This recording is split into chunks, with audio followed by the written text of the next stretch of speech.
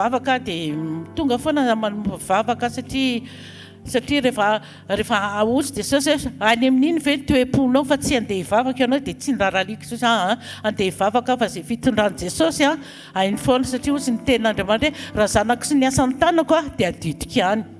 Dia tamin'ny herinandro dia nanao hoanina moa izany, nanao filazana tao polisy tao premier arrondissement. Dia hozy izy hoe tadidinao ve hozy nime an'ilay telefona dia bataina hatramin'ny poketrako tao anatiny daholo ny mombamomba na rehetrarehetra. Dia tao polisy zany hoe andeha hanao filazana hiveriny ny telefona. Le poketra ny tao anatiny tsy nirarahiako fa le telefona zany no. Dia hozy izy le polisy hoe tadidinao ve ny email dia tadidiko ao aminahy. Ay dia eny arozy izy. Dia nadika zany le email dia aloha fa dia davitsika fa tsy maintsy hitatsika izay. Dia hozy voninahitra ho an'i Jesosy dia tany ray volana 29 mai 4 septembre tsika izao. Ny antson'ilay polisy an'izay tamin'ny herinandro. Madame antra hozy izy makanesa aty fa hita ny telefona anao. Fa dia tonga tao amin'ny polisy dia nampisehony anahy le ordinateur dia ity le sarin'le olona. Hitako tao le sary, io numéro telefona. Dia reto avy hozy izy ny olona natsony. Dia ay dia ena dia andraso izy fa efa convoquenay hozy izy le olona fa efa io ny adresse sy momba azy. Dia tonga ny androany maraina. Dia hozy izy le polisy makanesa anao hozy izy aty fa naterin'le olona ato ny telefoninao. Voninahitra ho an'i Jesosy, mamaly vavaka Jesosy dia naterin'le telefona dia nijerevako. Za zany amin'ny hoe azoko zany ny telefoniko etiko hody. Dia niantso hozy zanako, mama hita le telefona. Dia hozy hoe hita. Mama toe-po azoko ny tiantenena amin'ilay toe-po. Dia hozy tiantenena zany rehefa azo ny telefona dia bon zay tandreo managadragadra olona. Zany efa tsy tao anatin'ny saiko mihitsy zanenaka fa rehefa azoko ny telefona. Dia tao amin'ny polisy dia hozy izy tia ny telefona anao dia nijereko. Dia sokafo hozy izy dia tsy hainao intsony hozy izy le polisy manokatra le dia sokafany. Fa ty hozy tsy omeko anao ty fa mbola misy procédure zany atao amin'ilay telefona tena. Dia hoe ahoana tsy maintsy zay hozy izy ny procédure ny telefona very tsy maintsy mitady le olona nangalatra le telefona atao amin'ilay fiangonana fivavahanareo dia mitady an'le olona nividy an'le telefona. Tsy maintsy manao an'izay zay hozy satria tsy maintsy anontaniany commissaire hoe ahoana daholo fandehan'ity procédure ty. Eny araha dia za amin'io za amin'io ohatra hoe satria efa nitady izy pendant 4 mois zany tsy hita le telefona. Dia hozy manotsanary za saika mba me fafaliam-po anao. Dia hozy izy hozy za tsy ndray an'iny mihitsy hozy izy fa ny telefona anao ary hozy izy mbola eto za tsy ndray an'iny mihitsy. Voninahitra ho an'i Jesosy. Tena mamaly vavaka i Jesosy io tena hoe toe-ponao rehefa tena hoe apetraka amin'i Jesosy ny fiainanao tena mamaly vavaka izy. Mety fotoana ela nefa mety fotoana vetivetika nefa fandresako izy 4 mois zany nen'ny olona misy heritaona ohatra zany. Fa voninahitra ho an'i Jesosy fa hita le telefona dia miandry procédure hozy izy dia miantso anay izay madama anitra rehefa tonga le fotoana tonga avan'le olona eto voninahitra ho an'i Jesosy ery ihany nijoroako vavolombelona eto. Makatsitraka tompo.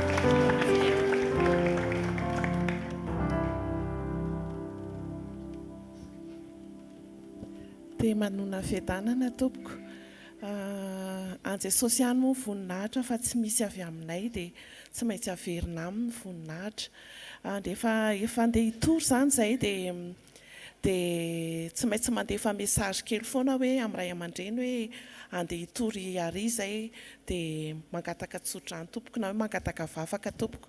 Dia tonga tany nisy fotoana tany Avoloha dia adiniko ary tena nandefa an'ilay message hoe andeha zay fa le izy zany efa neritreretiko hoe za zany neritreritra hoe manako taba-panompon'Andriamanitra foana kosa amin'ity andeha hitory ity zay fa alora angamba tsy hanoratra amin'ity fa avelako amin'izao fa izy toa vizaka izy mamaly le SMS. Dia tonga tany zay dia navoaka amin'ny maneno dia na connecté na telefona tsy nety connecté io ary hozy izy fa tanao zany mila hozy izy fanahy masina nampianara fanahy masina mihitsy hoe mila ilaina mihitsy fampitondram-bavaka tsika fa tsy hoe izay rery fa tena hoe mila mpanompon'Andriamanitra mihitsy na message kely tena ilaina. Nisy fotoana hoe tsy manana crédit koa indray hafa mandefa message fa tsy lasa le izy fa hafa mihitsy le hoe miara mitondram-bavaka. Tena heninao mihitsy zany le hoe misy olona mitondram-bavaka tany Ivato zao zay alohan'ny andehananay tamin'ny herinandro tamin'ny 2 semaines lasa nandeha tany Ivato zay dia ozy izy nataony fanahy masina hoe etonareo mitory dia eto zany tsika mitory dia teo kaikin'ilay fitorianay zany misy ohatrany tapakazo hazo kely le vakavakana kely reny dia etonareo mitory ozy izy dia vao nanomboka ny fiderana tsy nanina aloha ohatra miofotrofotra le hazo dia vao nanomboka ny vavaka fa tonga dia nisy nanao hoe ozy izy natao fanahy masina ahiratra ny maso rehefa ohatrany efa tsy mikipika za zany mikipy be mihiratra ny maso ozy izy dia adinidiniko fa miteny foana fanahy masina rehefa alerte ohatrany hoe mihiratra ny maso vavaka amin'izay le hazo niaraka tamin'le ravikazo sy le ana sidina ambony tena hoe tsy zavatra naturel izy fa surnaturel tena tsy hoe ana zany izy ohatrany hoe doboka be dia tena rehako mihitsy hoe rehefa eo mifanatrena dia menjera dagoana dia tany nandeha après an'iny fa nanomboka zay aloha dia fay dia nanoratra message foana hoe mangataka tsodrano tompoko dia alohany nandeha tany Endasibe indray zay nandeha nitory dia tonga tany Endasibe dia zay moa rehefa matetika rehefa mitory dia masitsika daholo ny olona rehetrarehetra maso ny olona dia ianao tena maheno mihitsy hoe fony za mbola voavonjy dia ohatran'izao mihitsy masoko masika mitory filazantsara ako dia rehako mihitsy hoe fantako teo an'ny ala dia zay tsy tena feno fitiavana zay rehefa mitory dia tena vita le fitoriana dia zao nataon'le olona hoe aiza fiangonanareo ozy izy zay manko tsy mba miteny hoe azo vekaela tsy miteny an'izany zay fa zay mitory an' Jesosy zay dia à chaque fois tsy miraty zay andehananay manontany foana inona kay fiangonanareo aiza ho any arahan'olona zay dia manontany izy iza ho any fiangonanareo iza ho any pasteur anareo miinsiste fa rehefa miinsiste kosa aloha izy dia omenay ny adresse dia omenay koa ny radio dia tonga tany Endasibe koa dia teo amin'ilay fitoriana dia ary mitovitovy foana le ataka dia misy olona possédé tonga avy any dia tonga avy any izy dia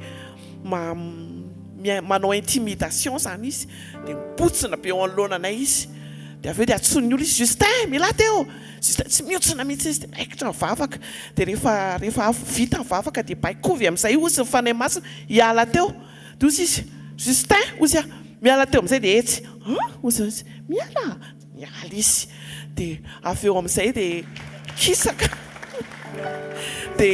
kisaka izy dia mbola nanakaikaiky tsy eo mihitsy fa zay hitory fa etsy mihitsy Justin aheno izy izy dia arak'le vavaka zany zay rehefa mivavaka dia fatoranay amin'ny rahan'i Jesosy dia jerevako ohatr'izao izy efa ana dia izy mibotsina ohatr'izao dia fatoranay amin'ny rahan'i Jesosy dia zao natany dia ohatrany hoe misy mamatotra tokotrany izy fa io kay io vavaka io tsy hoe fombafomba fotsiny fa tena connexion anao miaraka amin'i Jesosy ary eny amin'ilay fitoriana eny tsy mahazo ataonao mihitsy hoe fonao ataonao modimody mbola misy zavatra mbola tavelavelany nato fonao any fa fotoana rehetra izao ho avy Jesosy raha manana antso ianao aza matahotra an'izany hoe menatra andeha hitory tsy zany andeha tsy tokony posiko ny andeha hitory za zao no tena nanana an'izany hoe tsy tokony izany andeha hitory fa za olona izao tontolo izao fa rehefa no natsony Jesosy tena babo tena babo fa tena tsy misy tsony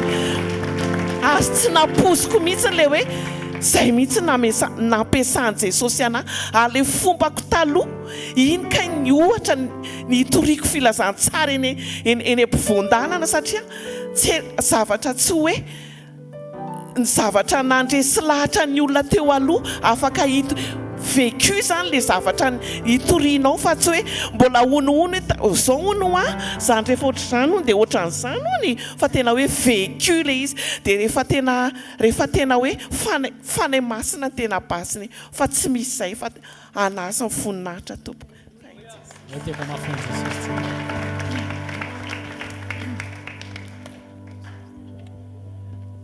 voninahitra n'Andriamanitra toko faly miarabantsika rehetra amin'ity andro takariva ity araka ny tenin'le ranabavy teo hoe tena mamaly vavaka Jesosy.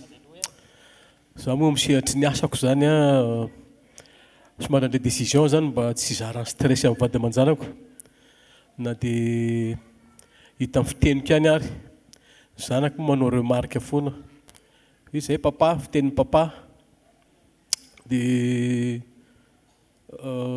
tapabolana teo herinandro teo zany tena stressé aho fa niezaka tsy nitenina tao an-trano satria amin'ilay asanay zany amin'ilay asanay délégué médical dia misy formation misy mise à jour dia le formation en ligne dia isaky mijery mail ianao ka misy formation dia tsy maintsy vitanao iny misy deadline na misy fotoana voafetra zany hoe tsy maintsy vitanao amin'izao dia tamin'ity herinandro teo nisy formation telo tonga dia indray mivitaiko hatramin'ny 2 maraina satria hitako hoe mety tsara ilay connexion amin'ny alina fa nisy anankiray tena tsy nety mihitsy ny fotoana fetra farany maly dia rehefa ohatrany zany zay dia misy assistance technique antsona any Ampetan-dranomasina dia rehefa miantso an'io ianao dia misy codinao manokana zay dia ampidirinao dia aveo mamaly zareo raha ohatra ka teny frantsay dia tapeny zao raha ohatra ka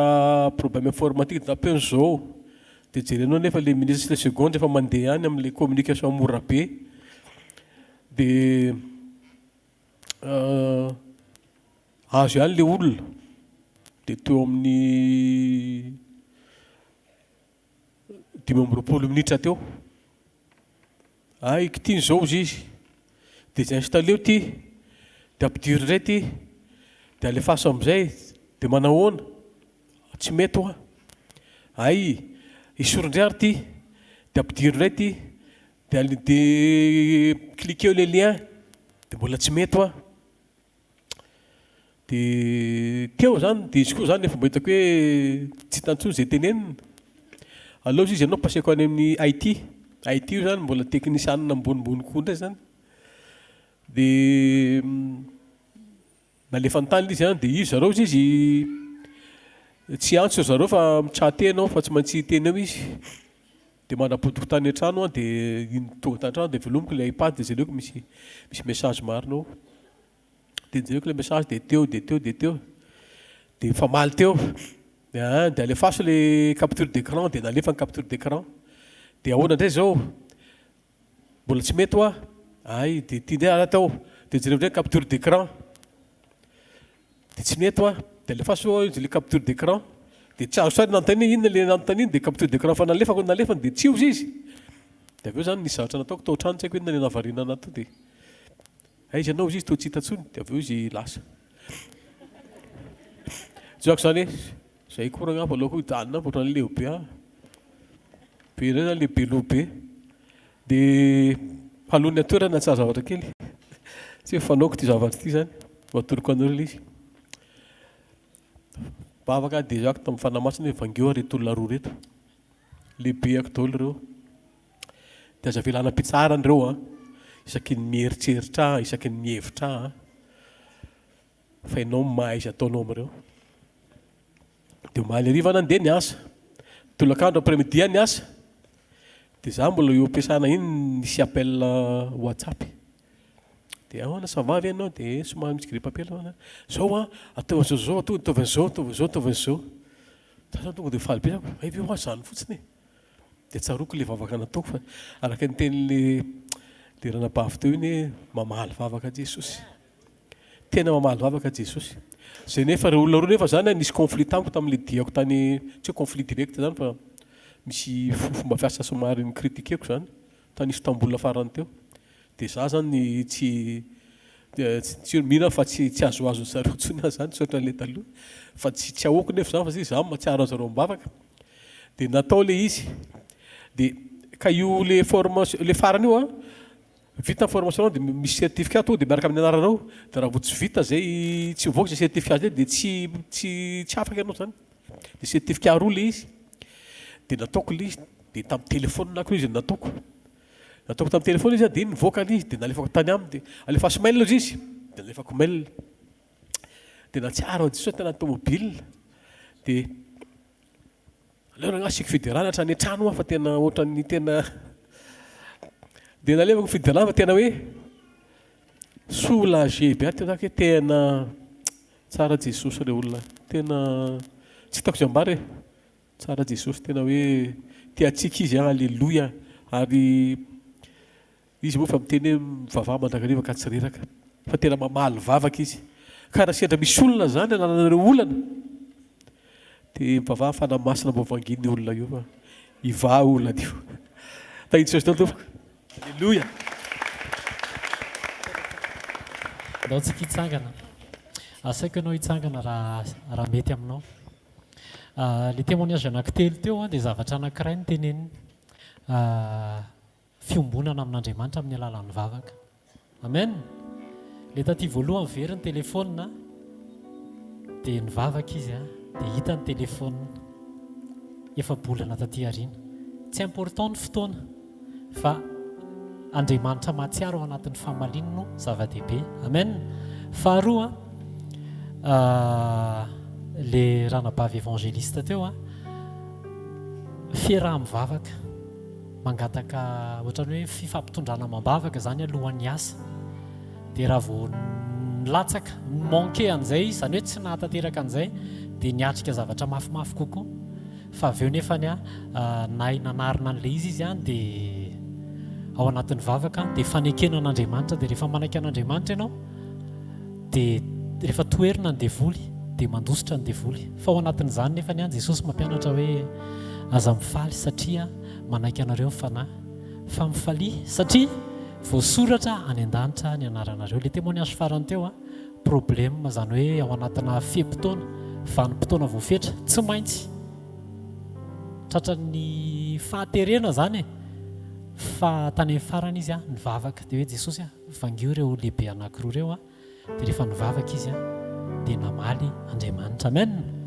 tsy haiko hoe inona ny zavatra mety mandalo nalalovana amin'izao fa ao anatin'ity témoignage ity ao anatin'ity vavaka ity dia ndaontsika hisaotra an'Andriamanitra fa mpamaly vavaka izy alleluia miandry antsika Andriamanitra ozy izy Andriamanitra ozy izy Jesosy hoe inona ny tianao ataoko aminao dia miandry anao anaty vavaka izy alleluia azaka mivavaka fa mpamaly vavaka ny Andriamanitra ao amen azaka mivavaka ho an'ny mpiara-miasa aminao azaka mivavaka ho an'ny mpiara-manompo aminao azaka mivavaka ho an'ny manodidina sy ny ankonanao alleluia ndao tsika tambaritsika ny feontsika hisaotra an'Andriamanitra fa avelany Andriamanitra ao manantsofina izy miaino manantanana izy miasa manatongotra izy mandeha any amin'izay tiany izy ary mamaly vavaka izy ndao hisaorantsika izy averintsika any aminazy ny dera sy ny laza ary ny voninahitra fa velona izy ray amin'ny anaran'i Jesosy mankasitraka anao zahay misaotra Jesosy fa velona ianao misaotra fa mamaly vavaka ianao misaotra Jesosy fa rehefa natsiaro zahay tao anaty fiombonana dia niteneninao le ranabavy hoe aza mihetsika fa zava-dehibe ny fiombonana dia tsy nihetsika izy dia nangataka izy hoe mba atao vita ny telefona efa bolana teo ariana hita le telefona misaotra anao zay noho ny amin'izany misaotra koa Jesosy fa ao anatina fianona direktiva avy aminao dia tsisy Andriamanitra hafa mahajoro akoatry ny anaranao rery ihany misaotra Jesosy fa afaka manao manifestation manodidina eo ny devoly fa tsisy anarana hafa afaka mijoro manoloana ny anaranao mihoatra noho izany Jesosy tsy natao hifaly zay amin'ny fisehoana mikery ety ivelany amin'ny famantarana sy fahagagana fa naverinao zay hifaly satria voasoratra ny an-danitra ny anaranay dia misaotra koa Jesosy fa rehefa ao anatina deadline zay efa antomotra rehefa mitodika aminao zahay dia tsy mba manadino ianao tsy mba manidy ny sofinao ianao fa mamaly anay ianao misaotra Jesosy fa patsiahivinao zahay androany mila mivavaka izahay ary mpamaly vavaka ianao misaotra satria velona ianao ilay Andriamanitra. Dia eto izay mamerina ny voninahitra ho any aminao rery any amin'ny anaran'i Jesosy. Amen. Andao tiaka mafy ho an'i Jesosy. Tano mafy ao Tompo, tehirizo ao anahy, mandraky izay azony ny tanako, raisony fiainako ho anao.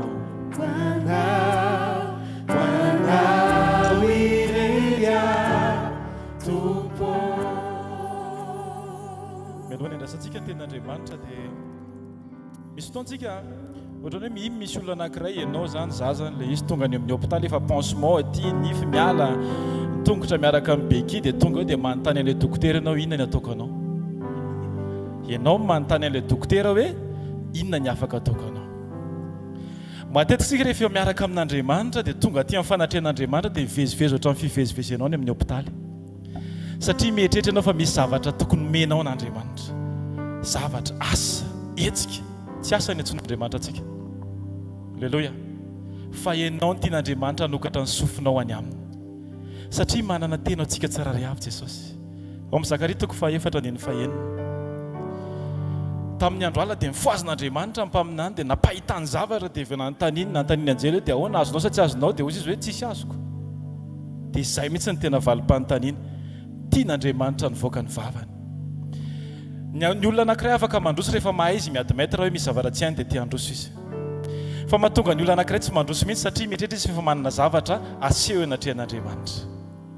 Jereo tsara mihitsy fa ao amin'ny filazantsara Matteo 4:20 rehefa nivoaka Petera nivoaka ny sambo, na ny olona manodidina azy na ny apôstôly ary mety gaga hoe mba sako le ry nivoaka.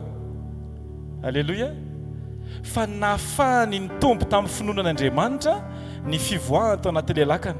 Ary rehefa niletika izy dia 9:30 milaza hoe hozy izy Petera hoe Tompo maninona vonjeo aho. Isaky ny tonga aty amin'ny fanatrehan'Andriamanitra ianao dia ataovy azo antoka fa zay ny toe-ponao, mila ny fanafahan'Andriamanitra fa tsy hoe Andriamanitra mila anao. Tsy misy zavatra miovy eo raha ohatra ka hoe ianao mieritreritra foana fa hoe za mahavita safanipona dia ny anahy ilain'Andriamanitra. Fa rehefa tonga eo anatrehan'i Jesosy tadio tsara fa endry be ilay vehivavy tao amin'ny Jona 9:9. Rehefa andeha hotorahany izy dia tsy niteny mihitsiny fa Jesosy niady varotra ao anazy. Dia Jesosy mihitsy niteny hoe izay tsy nanota taminareo maninona no ke tora-bato azy voaloha. Fa raha ilay vehivavy niteny hoe izay tsy nanota teo mety voatoraka izy. Alleluia. Atsika ataontsika hiady maître hoe Jesosy ianao ny tompony teny farany eo amin'ny fiainako, tsy amin'ny herina amin'ny fahatanjahana, tsy amin'ny asa Andriamanitra, fa amin'ny fiankinako sy amin'ny fianterako tanteraka aminao Andriamanitra. Fantatro Jesosy tsy voatery mora ny zavatra rehetra, kanefa fantatro fa ny zavatra tsara indrindra dia tsy azo mora foana fa mila fikirizana. Eny ianao mihitsy ny mampiteny ny mpanomponao hoe ataovy fanatitra velona, manao fanatitra velona ankasitran'Andriamanitra.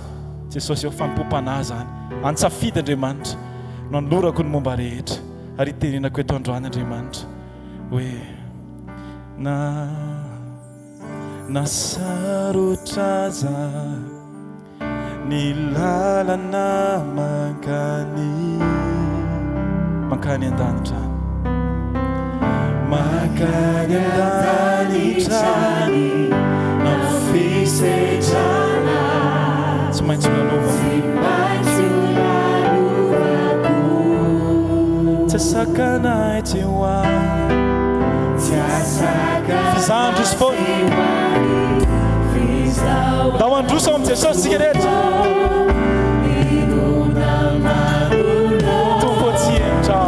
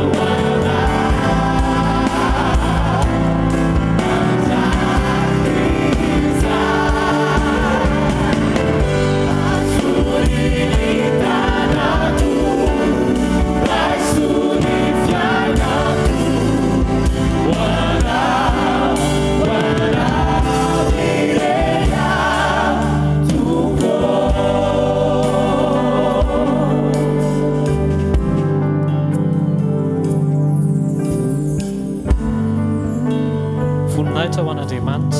Ndao tiaka mafy ho an' Jesosy tsika, afaka mahazo toerana vetivety ianao. Alleloia. Manonona ny fiadanan'i Jesosy ho amintsika tsirairay avy. Fotoana ny tanora androany eto koa tsisy antitra zany.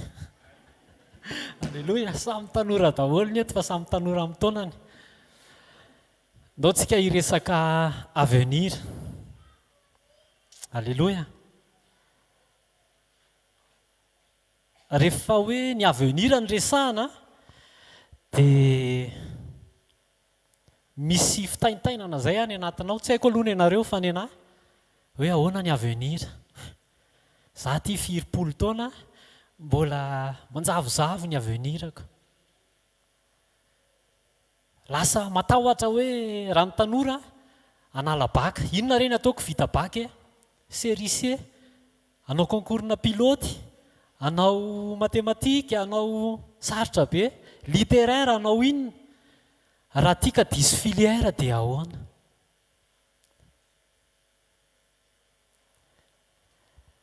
Fa andaotsika hijery an' Jesosy. Alleloia. Rehefa avenir ny resahana, andaotsika hijery an' Jesosy.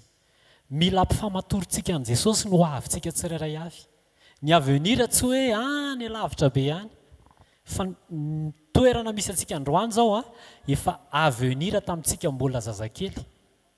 Any hoe ahoana ny avenirinao? Tokantranoko tiako zao mba raha tamin'ny zazakely, ohatra mampimebe zany hoe zazakely ny anontanianao hoe ahoana ny avenirinao, dia hoe tokantrano ny resahany, fa tonga dia carrière ny teneniny. Nefa le toerana misy anao androany efa avenir tamin'izany.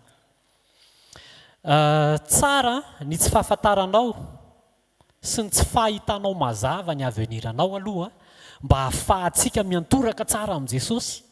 Alleloia. Raha vao ny diplômanao no ianteranao fitaka izany. Raha vao dada sy mama mbola fandrika koa zany. Raha vao lova tena perte plus tute hozy izy ny tanora. Fa tsara hoe manjavozavo ny avenir mba hahafahantsika mamikitra eo amin'i Jesosy. Lohateny androany hoe tanora miankina manankina ny hoaviny amin'i Jesosy. Alleloia. Rehefa resaka avenir ihany dia ny olon-dehibe ohatra hoe disy fanantenana zany indraindray hoe aleo ny antsika moa efa vita amin'ny fiainana fa aleo ny ankizy no karakaraina. Lasa ohatrany hoe déception zany no raha vao avenir dia misento. Za tsy afaka nanao ninina fa aleo ny zanako nataoko izay mahatafita azy. Fa rehefa miverinao amin'ny bokin'ny bokin'ny asan'ny apôstôly tsika 2:7 dia rehefa nomena ny fanamasina tsika dia afaka manofy. Alleloia. Afaka mieritreritra avenir tsara. Dia ny tena avenir tsara indrindra dia ny fahataterahan'ny fanamasina, ny fahafahany mamoaka ny vokatry ny fanahy eo amin'ny fiainantsika. Rehefa mahazo ainy Jesosy dia mazava ny avenir antsika ao amin'i Jesosy. Alleloia. Fa maninona no hoe tsy maintsy ankiniko na ampifamatoroko amin'i Jesosy no aviko?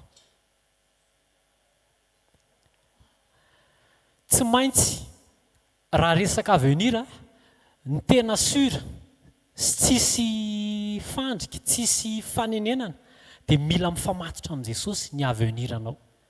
Tena hoe Jesosy mihitsy zany amin'izay rehefa mihetsika Jesosy dia mikisaka miaraka amin'i Jesosy ny avenir. Ohatra hoe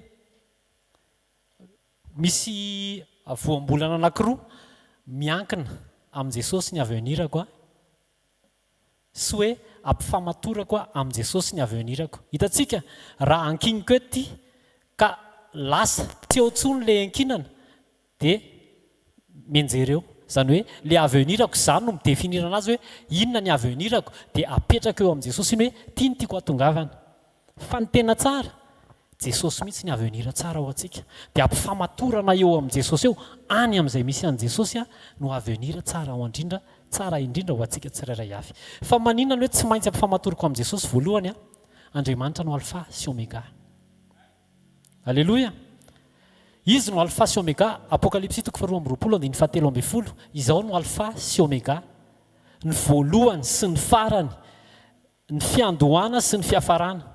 Raha ny avenirako zany dia tsy vitany hoe alpha sy omega ny fiainako ihany Andriamanitra fa an'izao tontolo izao dia izy no alfa sy izy no omega. Tsy haiko hoe azontsika ve zany raha tia ny fiainako ty io 70 taona Andriamanitra nefany efa tany tonga ny Fort Dauphin dia mbola mivoaka dia tia indray tonga Ria Tego dia mbola mivoaka zany hoe efa nanomboka tany moins l'infini hatrany plus l'infini no efa teo Andriamanitra alfa sy omega fa ny anazany ato anatin'ity fotsiny izy no alfa sy omega fantany tsara ny momba arehetra mila io tsy hoe resena lahatra ny tenanao fantatr'Andriamanitra momba fa mila manana antoka ianao fa fantatr'Andriamanitra izy no alfa sy omega fantany ianao fonotsim-bola embryon tsy haiko inona ny embryon amin'ny teny gasy fantany ianao fonom-bola tsy nitsaika tao an-kibon'ny mamanao fantany ny androaninao fantany ny ampitsonao eny mbola fantany ihany koa ny mandrakizay anao amin'izao tsika amin'ny teny izao alleloia noho izany mila tsika miombona amin'Andriamanitra ilay mandrakizay faharoa Andriamanitra irery ny mahafantatra tsara Jeremia 7:20 dia izao voasoratra hoe izao mahalala ny hevitra heverako anao ajanontsika eo ilay izy raha misy mahafantatra ny momba dia tsy ny vadiko tsy ny dadako tsy ny mamako fa Andriamanitra ary tena mahafantatra amin'ilay fihevitra hiheverany dia raha resaka avenir ny resantsika resaka ho avy dia Andriamanitra ny tena mahafantatra ny ho avy ataontsika hoe idéal izay tena tao amin'ny antony namoronany tia ny hatongavako fa tsy zay avenir eritreretiko hoe tiako hatongavana mazava amintsika ve mazava fantatr'Andriamanitra loatra ny projet ampandaloviny hainy tsara ny projet voatokana ho dia izy koa mahalala tsara ny lalana izay asainy holalovako mandra-pahatongako any amen Jesosy tsy mampanantenantsika hoe fiainana tsy misy setra na dia izy raha nanao projet ho antsika tsirairay avy fa Jesosy nampanantenantsika ny fanatrehany sy ny fombany ozy izy hoe zaho ozy izy ne momba anareo mandrakariva mba raha-pahatonga ny fataperan'izao tontolo izao ny fombany nampanantenany ianao dia izy koa ny teny Jaona 16:33 aty amin'izao tontolo izao no ahitanareo fahoriana nefa matoka izao efa naresy izao tontolo izao Jaona 14:16-17 zaho ozy izy angataka amin'iray ary izy anome anareo mpananatra hafa mba ho eo aminareo mandrakizay fantatr'Andriamanitra Andriamanitra irery ny tena mahafantatra tsara ny avenir mety ho anao raha andeha amin'izay saiko sy fieritreretako sy lalana namola volany dada sy neny anahy dia mety ho diso avenir tsy ilay ao am-pon'Andriamanitra fa arak'izay anireko ny fiainako no hoe mametraka na mampifamatotra ny avenirako amin'i Jesosy zany dia tsy hoe tsy anao na inona sao dia misy mieritreritra hoe rehefa napetraka eo amin'i Jesosy dia vita ny vavaka tsy mianatra ntsony fa an Jesosy manao ny ambiny dia teneniny eo akaikinao hoe misy zavatra tsy maintsy ataonao hoe tsy afaka hoe tsy manao na inona tsika na hiala ndraikitra fa mila isika miaina mifanaraka amin'ny fitarihan'ny fanamasina ary mandeha eo amin'izay hitarihan'Andriamanitra antsika mila maninona hoe tsika miaina mifanaraka amin'ny fitarihan'ny fanamasina alleloia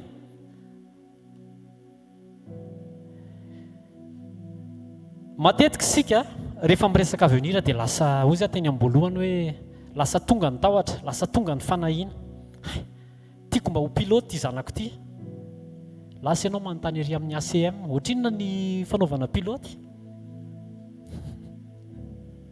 dia menareo farafakely ny 100 millions d'ariary ahoana ny ahitako an'izany za ty mpiasa mpanjakana karaha makisam-bolana ity zao raha misy mibizina mipoko indray mpandeha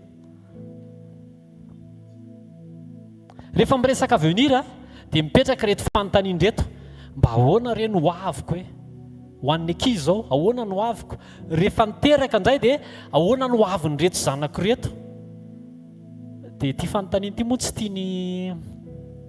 tian'Andriamanitra amin'ny alalan'ny paster zao fa hoe misy an'le etikety mipetraka hoe raha mbola ty no eo a tsy possible mihitsy hoe ho tafavoakytsika eto Madagasikara. Raha mbola zao rafitra zao foana no misy a ny fampianarana eto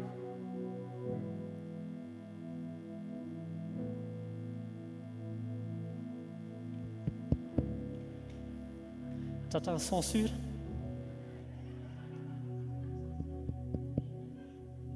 Alléluia. Somary ampiakarina kely angambany. Zafady tompoko.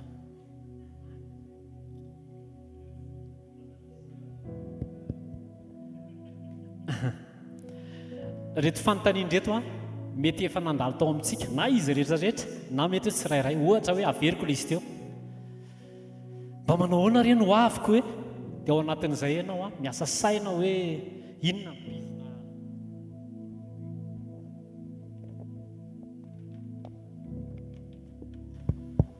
inona no afaka atao, inona ny bizina mandeha, inona ny lalam-barotra tokony hidirana.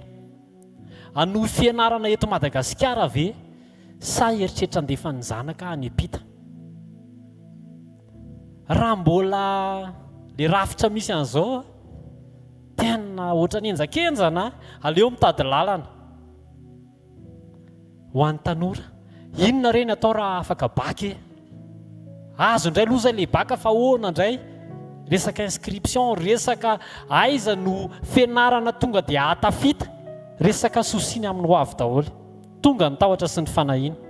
Jesosy nefa nampianatra, Matthieu 4:4 mazava be ny tenen'i Jesosy, aza manahy ny amin'ny ampitso ianareo. Alléluia.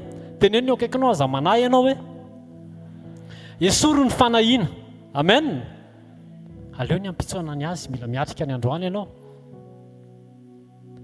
Eo amin'ny fiatrehana fiainana, andao fotsiny, andeha mahitsy araka izay eo am-pon'Andriamanitra. Alléluia. Mila hovaina zany le objectif atsika. Tsy hoe tsy hianatra, tsy hoe atafita zaza, tsy hoe ny avenir ny zaza no imasoana, fa tsara ny mianatra, tsara ny mandray andraikitra, fa ataovy lohalaharana ny fandehanana mahitsy eo imason'Andriamanitra, ao am-pon'Andriamanitra. Alléluia. Tsy milatsaka ao anaty fakapanahy, tsy miditra ny anaty zava-mahadomelina, fa mandray kosa ny taridalana sy mibitsika ao anatin'ny teny avy amin'ny alalan'ny fiombonana amin'i Jesosy. Amen. Ao anatin'izany mila manao safidy tsara isika.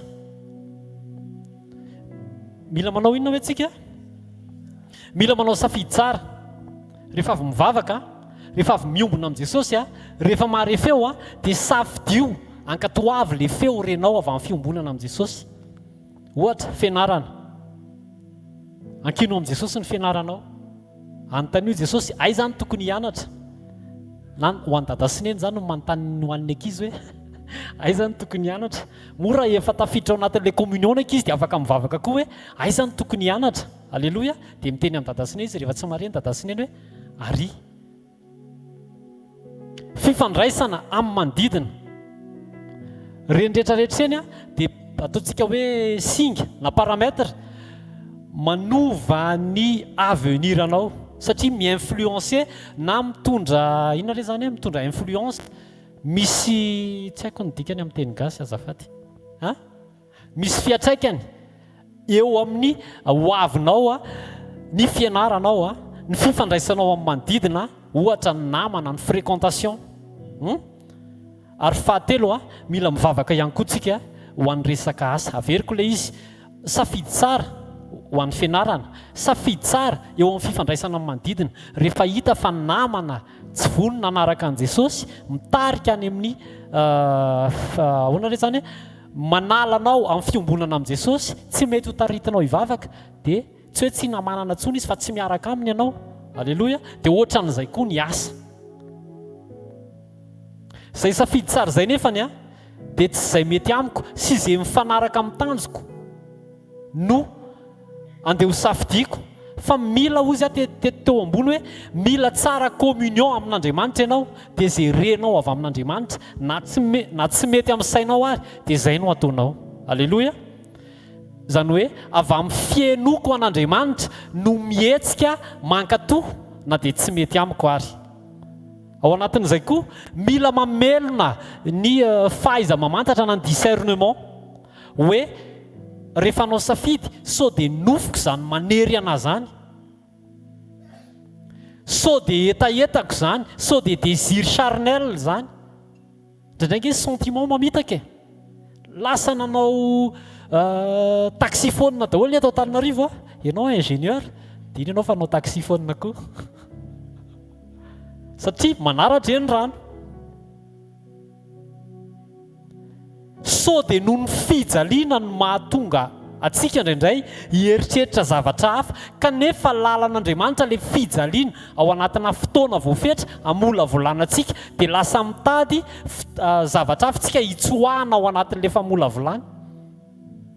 Dia izay anton'izay koa mbola mahatonga antsika ho diso avenir satria nitsoaka amin'ny famola volan'Andriamanitra tsika.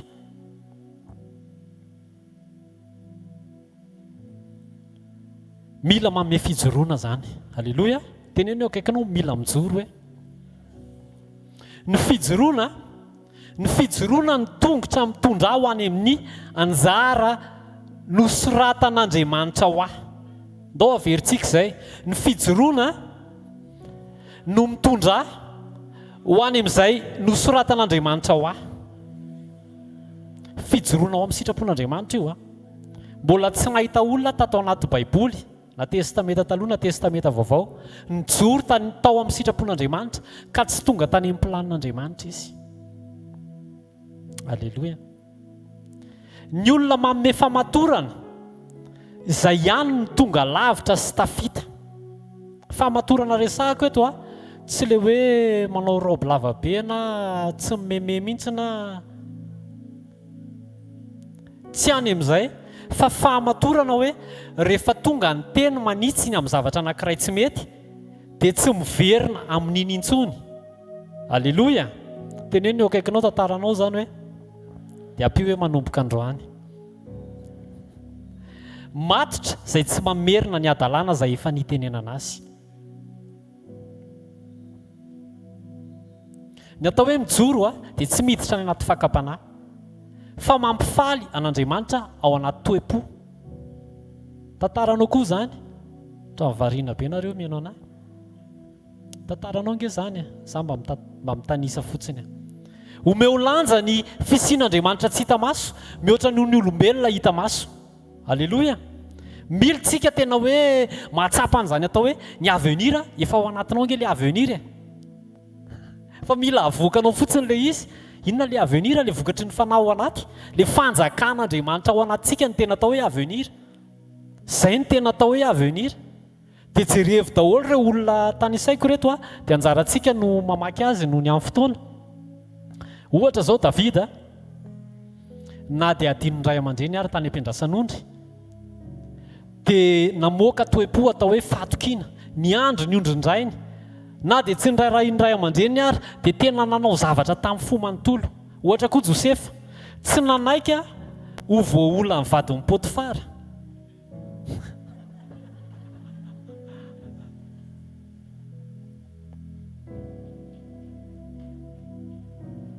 Fijoroana zany, fametrahana an'Andriamanitra ho ambony mihoatra noho ny vadin'ny Potifara hita maso. Tsisy hoe tsisy mahita ty fa aleo rangahy atoko kely aloha. Tsisy an'izay. Fa tonga dia fahatahorana an'Andriamanitra. Sarotra amiko ny hanota hiala amin'Andriamanitra. Dia ohatran'izay koa Daniel, tsy voatery ny enkohoka tamin'ny saron'ny mpanjaka, tsy niketrika promotion, fa fijoroana teo amin'ny toerana izay nasian'Andriamanitra azy. Teneno eo akaikinao vitanao zany hoe fa mila ampy communion fotsiny ianao. Dia afa mafy ho an'i Jesosy.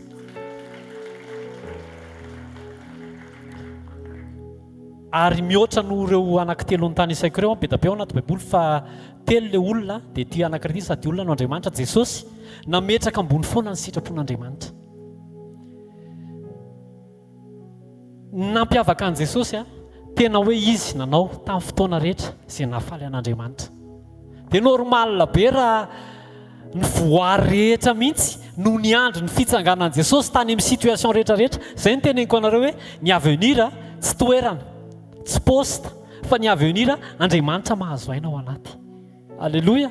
Dia mila mikatsaka an'izay tsika isan'andro. Aiza le nalatsaka omaly dia tsy ho latsaka amin'izay tsony andro any. Amen. Maneno ny revay. Alleloia. Jesosy nametraka ambony sitrapon'Andriamanitra. Jaona 8:29. Haitsika tsenjery io izay naniraka dia eto amiko tsy nandao irery izy satria izaho nanao izay sitra mandrakariva. Rehefa mahazo hainao aminao fanjakan'Andriamanitra, rehefa ao aminao vokatry ny fanahy, le mandrakizay mihitsy, le avenir éternel, izay mihitsy ny mahazo hainao anatinao. Dia ianao zany tsy azo situation tazominy. Atsipy any ambony rano ianao mitsingevana, atsipy any anaty rano ianao misy sous-marin naturel mitondra anao hivoaka ny rano, atsipy any anaty afo ianao misy mitaty, dia tsy any amina toerana le izy hoe ny azo ny tiako andehanana any Canada, tsy any le izy, fa Andriamanitra mahazo aina ato anatiko. Le vokatry ny fanahy le Andriamanitra lay mandrakizay, le avenir avec un grand A ato anatiko mihitsy. Izy le alpha dia izy no omega. Tena mahazo aina eo amin'ny fiainantsika avy Andriamanitra. Amaranako azy tsy tara. Mety efa olon-dehibe ianao tonga eto, mety tsy mieritreritra avenir zany intsony. Ny avenir ny zanako ao ny eritreretinao. Mety tsy afaka mianatra intsony, tsy olona an'izany. I Abrahama rehefa nanome toe-po mankatohan'Andriamanitra foana dia tonga tany amin'izay toerana nanendrasan'Andriamanitra azy. Amen. Na 40 taona ary mbola misy avenir ho anao. Tsika kely ny eo akaikinao, azakivy dada, azakivy neny mbola misy miandry. Raha tanora ianao, mbola fotoana androany ahafahanao mankatohan'Andriamanitra. Izay zavatra tsy nety tany amin'ny lasa aleo any zany. Mitsangana indray dia atolory an Jesosy indray mifankatohavana. Tia momba Jesosy ankatohanao, tia momba Jesosy anajanao. Raha vao misy sitrapon'Andriamanitra fantatrao dia atao izay. Amen. Alleluia. Mety hoe alohan'ny hidirana teto ianao mbola melomeloka, nanao zavatra tsy nety, fa manenena dia aza mamerina intsony. Amen na? Amen. Ampifamatory amin' Jesosy, tsy hoe ankino amin' Jesosy, tsy hoe apetrao eo amin' Jesosy, fa ataovy mifamatotra amin' Jesosy dia aleo izay anaova an' Jesosy azy. Fa ny anjarako sy ny anjaranao dia mamoaka ny toetra izay tadiavan'i Jesosy, miombona tsara amin' Jesosy. Ndao tsika hivavaka. Asaiko ianao hitsangana, ndao tsika hivavaka. Ozy izy Jesosy hoe Jaona 4:14, fa na iza no misotro ny rano izay omeko azy dia tsy angetaeta mandrakizay, fa ny rano izay omeko azy dia ho loha rano miboiboika ao anatiny, ho fiainana mandrakizay. Misy fiainana mandrakizay ao anatinao, fa ataovy mahazo aina Jesosy.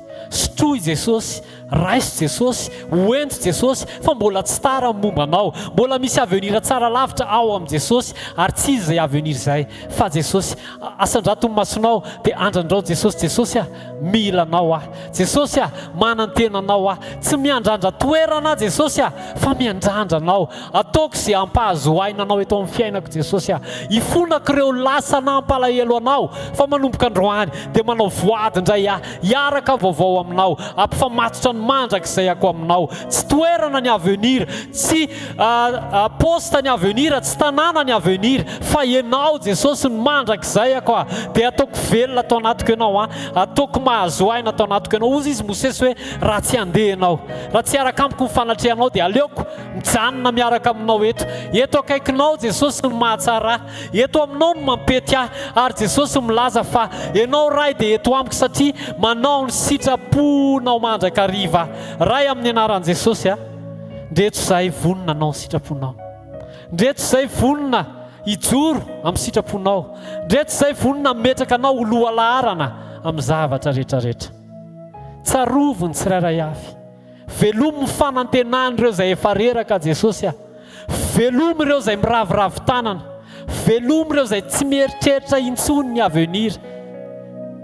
Avereno ny sainy tsirairay avy, fa ny avenir tsara indrindra dia ianao Jesosy. Androany Jesosy tonga sondray ianao, ataovy izay tianao, voninahitra ao irery ihany. Amen. Andao tsikitehaka mafy ho an Jesosy. Alleluia. Mahazo toerana aritsika. mbola hitsangana ihany tsika rehefa avy eo. Efa azo alaina ihany koa ny fanatitra sy ny sakrifisy ny ampafolo-karena. Dia ao anatin'izay no manambarantsika fa tsy foana ny fanantenantsika e. Amen. Ao amin'i Jesosy ihany. Tsy manantena namana ozy pasteur teo, tsy manantena asa, tsy manantena inona koa izy teo. Tsy manantena inona izy teo e?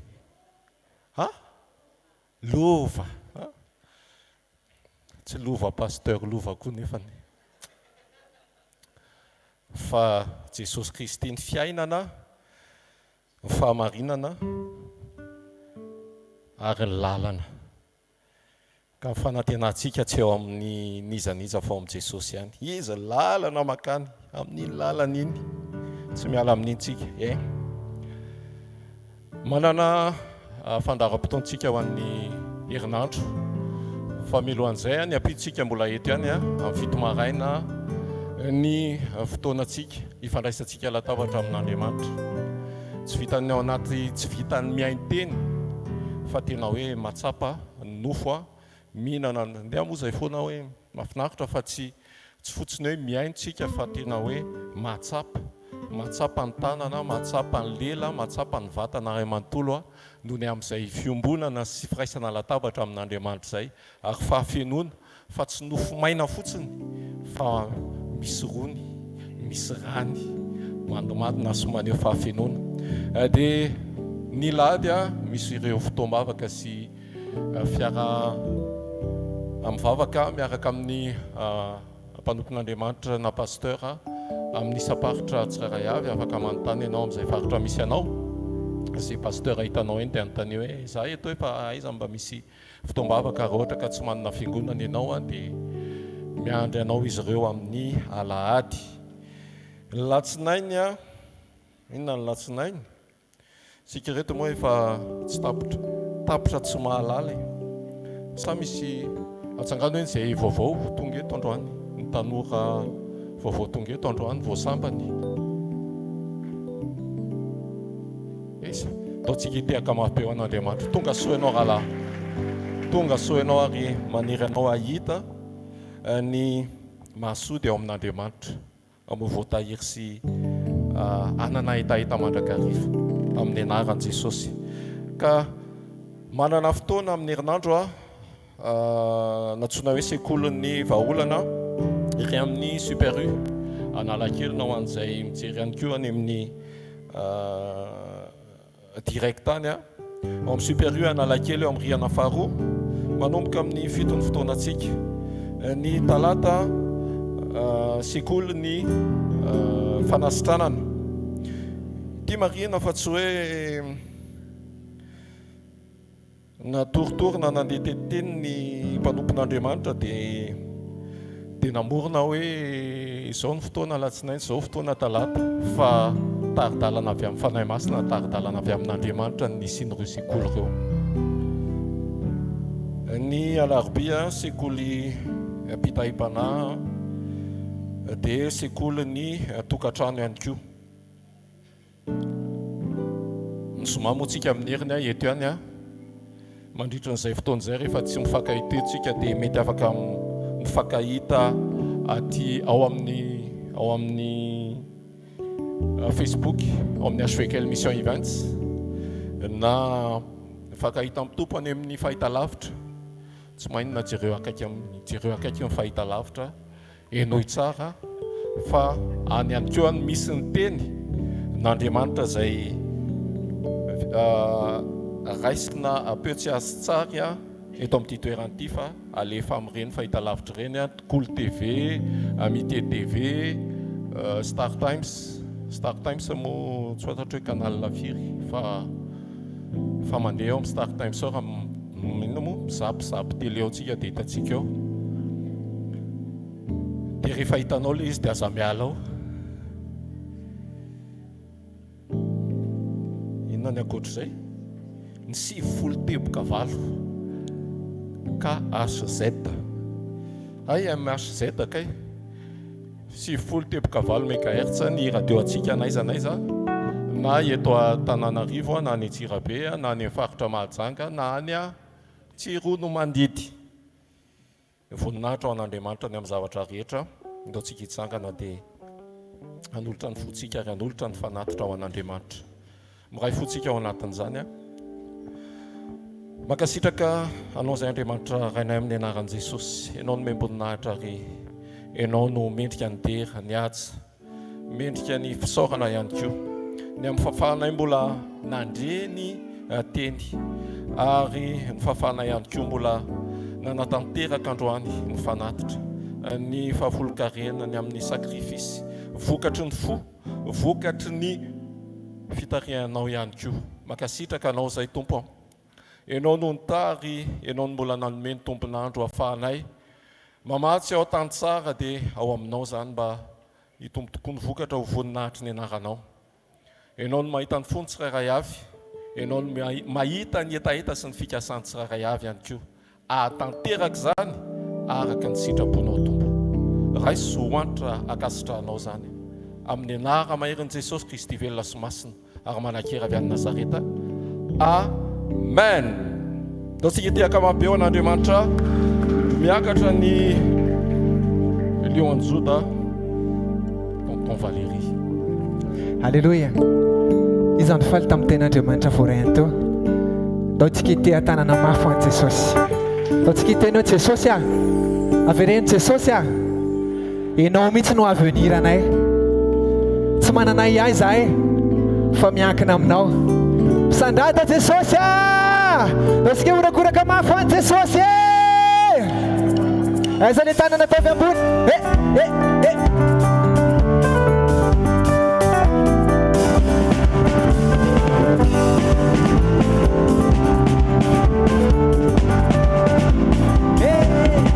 Raha vao manonona ny anaranao, misy hery mandrafe ny raha sarotre. Raha vao manonona ny anaranao, misy fahefana ao ambavako ao.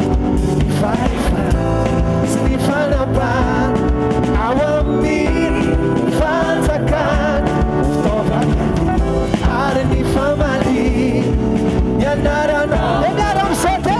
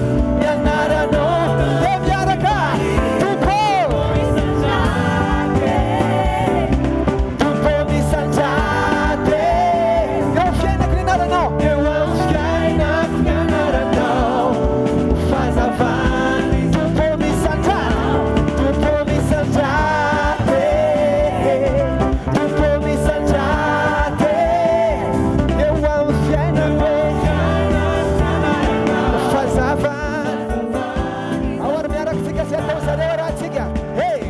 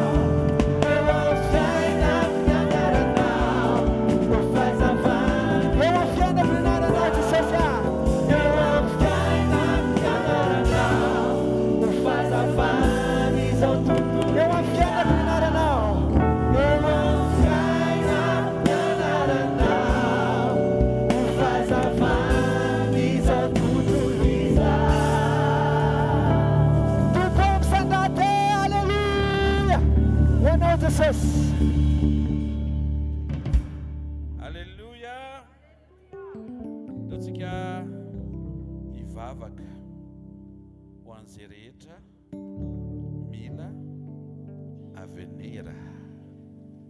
Alleluia. Zavatra anankitelo no napetraka Andriamanitra teny ambava amin'ny mpanompony teo fianarana, namana, asa. Alleluia. Tatsika hivavaka amin'ny fianarana. Raha ianao le mianatra dia ataovy amin'ny fonao ny tananao. Raha tsy eto le mianatra fa mety mbola tsy andrava na mety tsy nety nivavaka na be dehibe zavatra mety mitranga, dia asandrato fotsiny tananao fa voarain'i Jesosy nivesatra ao am-ponao. Nenay salama be fa tsy hoe tsy mety mivavaka. Sitrana izy. Taontsika ary hifampivavaka. Andriamanitra ray amin'ny anaran'i Jesosy. Loha hevitra nomenao nay androany tsy kisendrasendra. Vesatra ao anatin'ny ray aman-dreny ary vesatra ho an'ny ankizy ankeo zany. Miantso anao zay satria ny famonjena dia avy aminao ary ianao ny mpamonjy tokana antenainay. Vavaka ho an'ny ray aman-dreny rehetra izay miasa saina tongetiny amin'ny fianarany zanany. Ianao anamaivana tompo. Ianao ampandresy ny ady. Any amin'ilay tsisy mahita ilay ranomaso latsaka, ilay tebiteby, fanahiana, fourniture scolaire, écolage, réinscription, zavatra mifamoafao be dia be toy ny tsy fatao masoandro. Fa aseho anay anao mitsitaka-rivo ty. Vavaka ho an'ny ankizy ireo zanakay rehetra ankizy izay tonga manatrika eto na izay mety tsy afaka manatrika eto, mety ho eto toerana, mety ho any amin'ny faritra, mety ohatrany ampitan-dranomasina dia miompo zay. Mametraka ny hoaviny izy ireo resaka fianarana. Eo an-tananao fantatra fa eo no tsy misy maharombaka.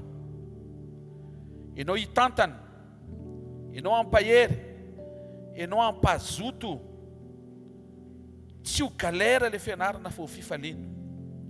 Amin'ny anaran'i Jesosy Kristy Tompo. Raha misy ankiho mandre an'izao vavaka izao, mety efa nesorona tamin'ny fianarana ny zanany nefa mbola tia no averina. Zany mihitsy no antony izao fotoana tahaka ny amin'ny takarivo ty. Ianao ilay mamerina an'izay very, ianao ilay manangana an'izay potika, ianao ilay manamboatra an'izay heverina fa tsisy azo atao intsony. Aoka hiverina hianatra tompo izay rehetra tokony mbola hianatra. Raha misy ankiho mianatra fa efa kivy satria mety mazamazana ny rezultat, mety efa ny double na mety efa ny triple mihitsy, nefa mbola anatin'ny programanao ny amin'ny tany an'izany fianarana izany, dia mivavaka ho an'izay ankizy zay. Na kely izy, na salatsalany, na efa lehibe. Mahatsiaro mivavaka ihany koa ireo rehetra izay tonga manatrika an'ity fotoana ity ka manana fikasana hianatra. Mety hanao formation na mety ho hanao amélioration na fanamafisana na eto toerana. Hatrany ampitan-dranomasina dia miara mivavaka izay.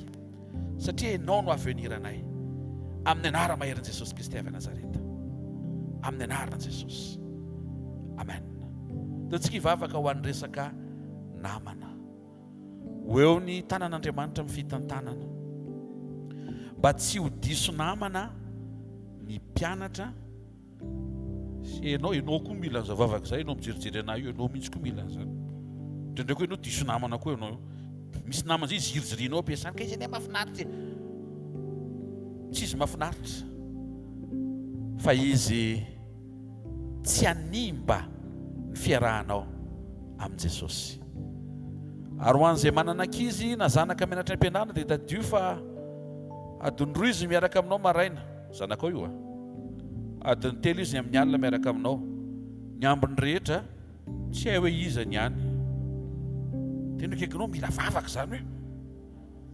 Alleluia. Daontsika hivavaka tompo. Fehezo ny fifandraisan'ny zanakay amin'ireo manodidina azy. Dia nenao koa entinao mivavaka anatin'izay. Sandratin'ny tananao dia hivavaka tsika. Andriamanitra ray amin'ny anaran'i Jesosy mahatsiaro ambavaka izay ny resaka finamanana, fifandraisana, fifaneraserana ny amin'ireo zanakay rehetra izay mety manatrika eto na mety mbola any ampianarana, na mety any an-trano, na mety ho tsy eto toerana, mety mianatra any amin'ny faritra, na mety ho mianatra any ampitan-dranomasina. Ty resaka relation ty Jesosy tena ilana ny tananao sy ny fifehezanao mba tsy ho diso fifandraisan'ireo zanaka ireo tsy ho ratsy namana amin'ny anara maheran'i Jesosy Kristy velona masina sy manan-kery avy Nazareta. Tahaka izany ihany koa ny lehibe rehetra izay tonga eto tsy ho diso finamanana satria avenir ao aminao no resahana. Anisany angatahana Tompo, raha misy namana tokony ho tapahana ara-pifandraisana mba ho amin'izao ora sy taona izao izany fanapa-kevitra izany no raisina, ary dia tapaka hatreto ilay fifandraisana amin'izay namana tsy tokony hifandraisana amin'ny anaran'i Jesosy. Mahatsiaro ambavaka kosa nefa ireny olona ireny mba ho vanginao sy ho vonjenao izy amin'ny anara maheran'i Jesosy Kristy Tompo. Meo anay hatrany Tompo, ny fahaizanay mampiasa ny fanamamantatra ny esprit de discernement izay nomenao anay, atonga anay hamakivaky ny androm-piainanay, alala ny ondry sy ny ambodi, alala ny ambodi izay mitafy ody zanak'ondry, tsy tsarana azy fa hiambenana ny fiainam-pananay sy hitondrany ambavaka an'izany olona izany. Amin'ny anara maheran'i Jesosy Kristy avy Nazareta, amen. Dao tsika hivavaka ho amin'ny resaka asa. Ny ao an-tsaintsika ray aman-dreny tonga dia hoe asa mampidi-bola be. Dia hoe offre d'emploi. Dia ilay asa nefa asa tsy araka ny sitrapon'Andriamanitra. Dia lasa jambentsika hoe kalesy kosa aloha vola be fa ny tompo mamindra fo aza lefa ny amin'ny elo ny zanako raha mba mety, dia aza makany koa ianao raha mba mety. Dao tsika hivavaka omeny tompo ny asa sahaza, tsy asa mavelona. Ao zao misy miketro vinona koa zany nataty hivavaka teto tsy asa mavelona, ko ny tompo ny amelona anao fa tsy le asako. Sahoana aloha fa ohatrany tsisy mamaly tena andao tsika hivavaka, tsy asa ratsy tsy aza matahotra ianao. Eo amin'io asa io Andriamanitra no hitahiry ny zanakao sy hitahiry ianao ihany koa. Hivavaka tsika, vonona ianao fa hivaly le vavaka. Rehefa mivavaka mantsinao ahy Andriamanitra, ny any tena mba tiako dia resaka voaloboka anao agro toy izy Andriamanitra hoe alefako ny secret n'indigo ianao manamboatra sambo. Ohatrohatr' izany le fahalom-bavaka hitotona eo mantsy dia inoko fa izy fifaliana be dia be ao anatin'ny tsiraray avy fa tsy voatery le eritreretinao le izy fa le mahasoa anao. Asandrato ny tananao sakafo ny fonao, taontsika hivavaka raha amin'ny anaran'i Jesosy. Ianao no tompon'ny fijinjana sy tompon'ny vokatra. Vavaka ho an'ireo zanakay iray io izay nareo izay andalam-pianarana, andalam-pamitana fianarana, na mety ho sady mianatra no miasa, na ho an'izay mety ho nahavita fianarana mbola tsy nahita asa, na ho an'ireo izay mety tsy maintsy niala andaharana nefa mila miasa. Vavaka ankoa izay ho an'ireo izay mety efa miasa fa tsy mampety azy ao amin'ny androany. Raha amin'ny anaran'i Jesosy tsarovy amin'ny famiraponao izao fotoana takarivo izao, satria izahay dia miankina aminao sy manankina no avinay eo an-tananao. Ny angatanay Tompo eo amin'ilay asa nomaninao azy, eo amin'ilay fahafahany tena iombona aminao, ka tsy ho asa ampisaraka azy aminao. Amin'ny anara maheran'i Jesosy Kristy velona masina sy manan-kery avy Nazareta. Tsarovana koa izay ray aman-dreny manatrika eto mety sahirana mankasa. Raha izy isaina hoe ho an'ny tanora ihany le vavaka, ianao ilay Andriamanitra manomana sy manokatra lalana, ilay lalana tsara lavitra no izay mety ho fahaterena sy famporetana misy azy androany. Tsarovy izy Tompo, ninona mety ho fahatsoa ny fanapa-kevitra tany amin'ny lasany, na mety tsy fahaizany niaraka taminao tany amin'izany fatanorana izany. Ianao ilay Andriamanitra ny récupération, ty takarivo ty ataovy miatraika eo amin'ny fiainany tsiraray avy, ny teninao ny fanatrehanao sy ny herinao miasa, mba tsy hisy na dia rezaka hiala maina avy ny aona taminao. Amin'ny anara maheran'i Jesosy Kristy velona masina sy manan-kery avy Nazareta. Amen. Avafantanao dia isaor'Andriamanitra avy eo voaray izay vavaka izay. Ho an'izay rehetra nampiasa amin'ny fony ka nivavaka tamin'ny fony manontolo, ny anjarantsika nanandratra n'ilay vavaka, anjaran'Andriamanitra ny mamaly an'izay, aza taitra ny amin'ilay fotoana, aza mikoropaka ny amin'ilay fotoana, ilay fotoana mahamety dia fotoana n'Andriamanitra. Misaotra raha eo, misaotra betsaka fa teto amin'ny fanatrehanao izay, novokisanao zava-tsoa, niarananao ny fiankofana sy ny fiderana, ny faly, nandre ny teny tamin'ny nanangananao sy nantsianao anay. manome voninahitra anao amin'ny fony manontolo zay dia misaotra betsaka fa eo an-tananao indray momba ny fianarana ankizy, momba ny fianarana tsirairay avy, momba ny resaka fifandraisana sy finamanana ary momba ny asa. Saotra raha eo amin'ny anara maheran'i Jesosy Kristy velona masina sy manan-kery avy Nazareta. Amen. Amin'ny anaran'i Jesosy. Amen. Ndao tsika hitehaka mafy be ho an'i Jesosy reriany. Mitsara dia manana fiadanana anatin'ny fonao fa efa mamaly an'izany vavaka nataontsika miaraka izany ny tompo Andriamanitra ao. Raisy nitsodrano izay tononona amin'ny anaran'i Jesosy tanteraka eo amin'ny fiainantsika tsiraray avy. Ny fahasoavan'i Jesosy Kristy tompo, ny fitiavan'Andriamanitra ray sy ny fiombonana avy amin'ny fanamasina ho eo amin'ny fiainanao. Marina aminao ny tenin'i Jesosy hoe arindro izao ombanao mandrakariva ambara-pahatonga ny fahataperana izao tontolo izao. Hoy ny tompo amintsika tsiraray avy, ny amin'ny ho avy no anontany ho ahy, fa ny zanako sy ny asan'ny tanako dia adidiko. Ny anaran'i Jesosy. Amen. Zarao ny fahasoavana, fa ny fahasoavan'Andriamanitra ny matoy izao ary ny fahasoavan'Andriamanitra ny matoy izao anareo. Amen dia amen. Farana antsika mitehaka mirevitrevitra be ho an'i Jesosy reriany. Zadino fotoana antsika rapitso anasana ampitiavana antsika hiatrika ny latabatra anasany tompo.